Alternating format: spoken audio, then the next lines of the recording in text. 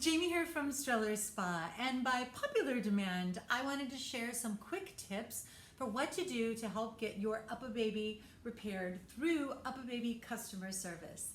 So sometimes customers come in here, they have issues with their strollers, and because UPPAbaby usually does all their repairs in-house, what we can do is help share some tips to make the process as smooth and simple and quick as possible.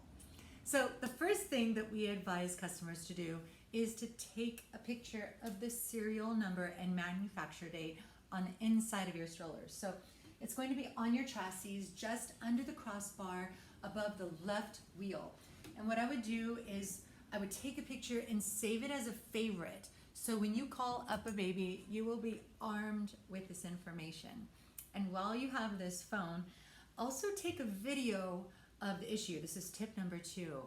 UPPAbaby will likely ask for this video, and it's great if you already have this. So either take the video yourself or have someone take it for you. For example, if your brake is not working, take a video of you activating the brake and attempting to deactivate the brake, so you will have that. The next bit of advice that I would share is to actually, let me get this for you, is to actually call customer service.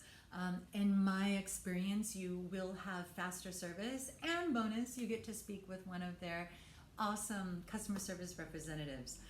Their number is 844-823-3132, and I will share that in the comment section. Another thing is, if you're not exactly sure what's wrong with your stroller, it's just wonky, it's not working as it used to, of course, contact the retailer that you purchased from. You could also contact UPPAbaby, or you can contact any of your local Stroller Spa representatives. Come into the shop, ask us about it, FaceTime, or even email, and we will be more than happy to help you. Thanks again, and please let us know if you have any questions or comments below.